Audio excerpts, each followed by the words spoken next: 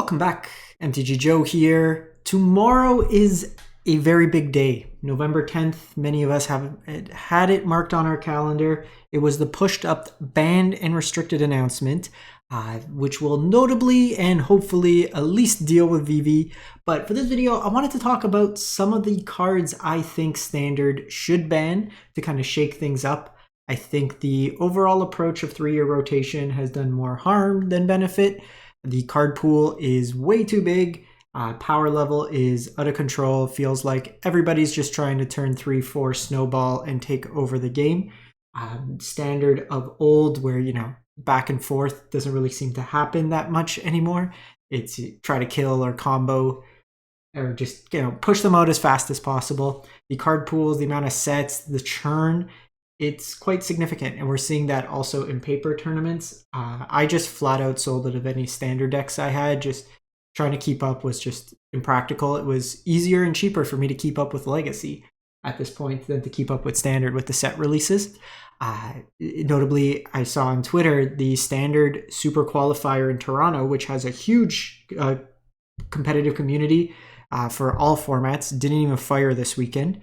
Modern at the same event fired. We had Legacy fire, but Standard didn't. So people are really just kind of burnt out. $800 for a Vivi deck in paper and Standard. Probably even more with like tariffs in Canada, which is nuts.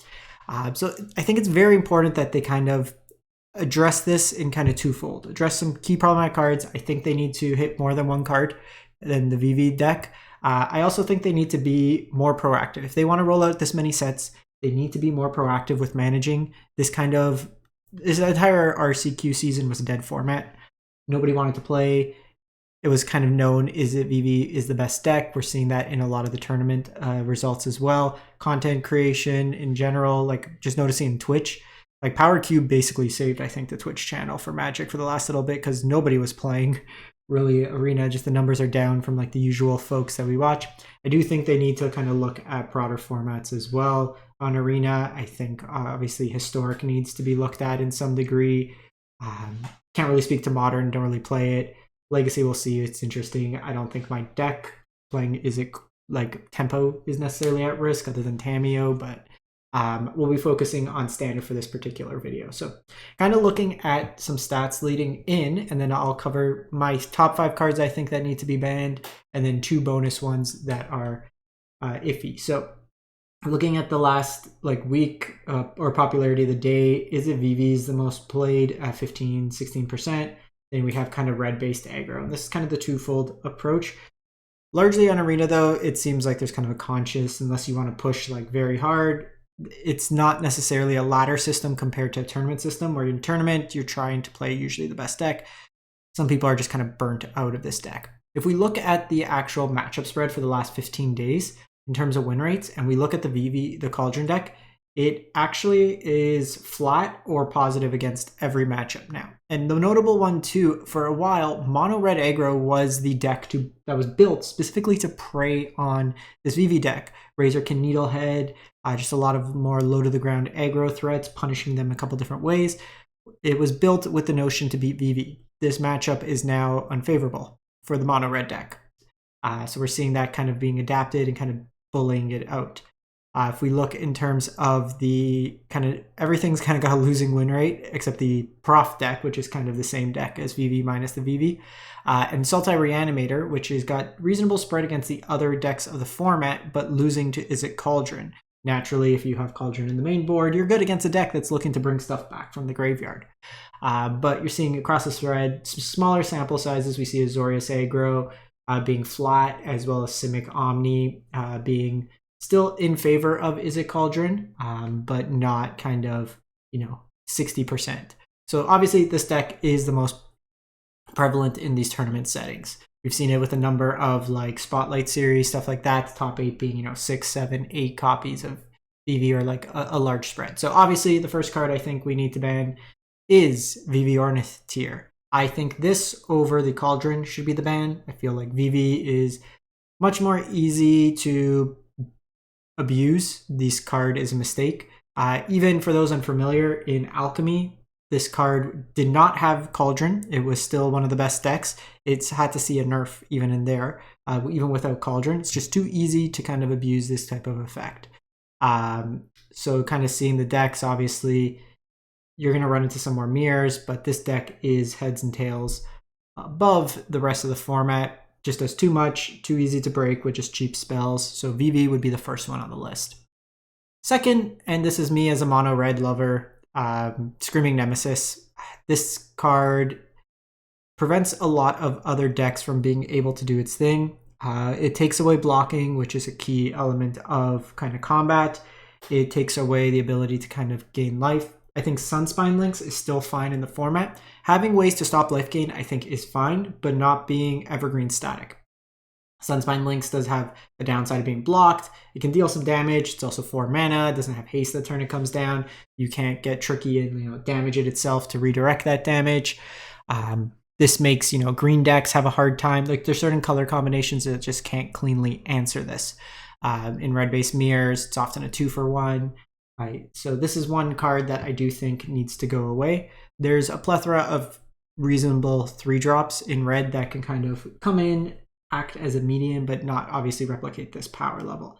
So this is another card that I do think should be banned. As we go through these, let me know in the comments too what you think, if I'm offside, what you think of the bans themselves. Next card, Into the Flood Maw. So this is kind of an innocuous effect. You usually don't see these cheap bounce effects, but the thing is with Flood Maw, it's the most efficient kind of pseudo removal spell for its cost. It's huge tempo variance, 1 mana to basically deal with anything on your opponent's side that's non-creature. This also allows combo decks, things like Vivi, we see this in a lot of combo decks that care about, say, their graveyard, and you can bounce your opponent's hate piece. Just kind of get that out of the way. The fish is pretty much a downside when you usually win or just go over the top. There are other bounce effects if you do want to play a blue tempo base. Things like bounce off. There's usually 1 per set of these kind of pseudo effects that just can still be that tempo element, limiting it to just creatures. I think the flexibility of this card is just too much. I think in your green decks, in your just paying 4 mana, 5 mana, 6 mana for a spell just to have it bounced for 1 mana. Even especially if it's like a non-creature permanent, it feels pretty bad, all things considered. So I do think this card is one that needs to go. The next one, not the most prevalent as it was at one point, but I do think just Omniscience is always that overlooking, like nobody's ever hard casting Omniscience. I think this card just creates too many unfun combos. I think the time that it also takes to operate the combos usually is quite laborious. I don't know. When I play against it, I never have fun like playing it or playing against it. I've played a number of these kind of shells and it's effective, but it's not something that I think leads to engaging gameplay. This being around for 5 years, we've seen the Simic version play it now with Kona. We saw the Abuela's version. So there's always kind of ways to try to cheat in these big permanents. And this is kind of the best thing you can always do. It also kind of limits your gameplay where why do anything other than Omniscience in a way when it's the best thing? It's like the Atraxa problem with playing any kind of big cheat into play creatures. Why play Valgavoth? Why play Tyrant? Why play anything else when you could play Atraxa at the time? It's just the best thing you can be doing in the format. So I think Omni needs to go. Even just again as a parallel, like I know folks don't really like Alk, but like the Simic Kona deck there is a menace and it's just really boring in the mirrors, kind of playing into that. Enduring Curiosity, I think, is a preemptive one that needs to come.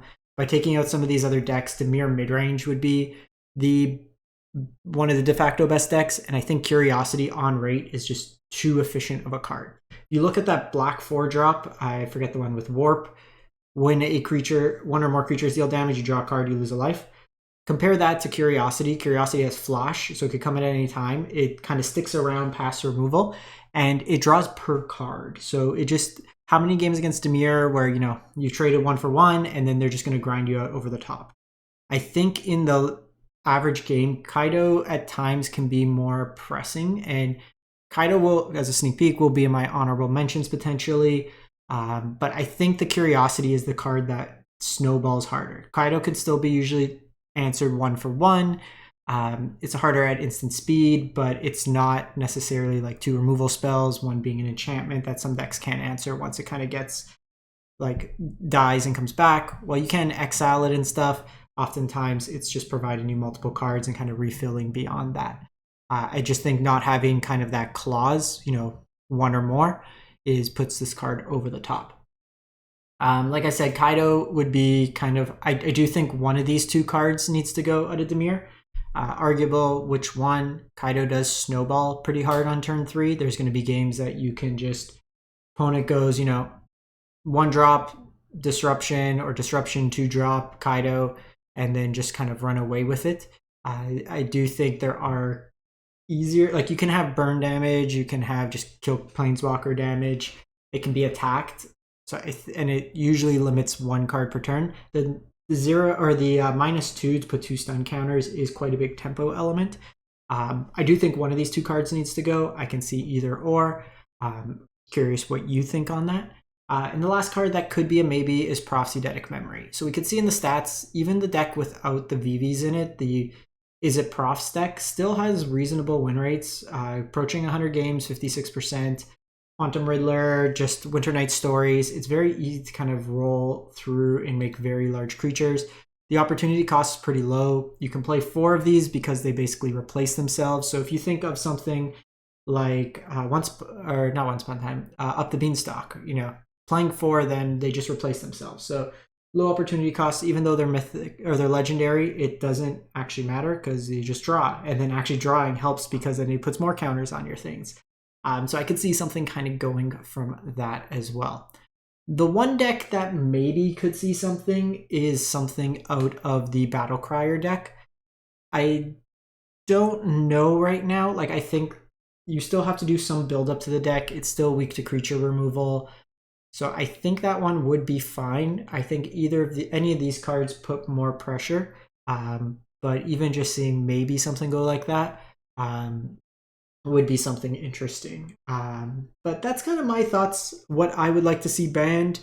For Historic, I want to see something out of Eldrazi get taken out. Probably just nip in the butt, something out of the Val combo, making it a little less consistent.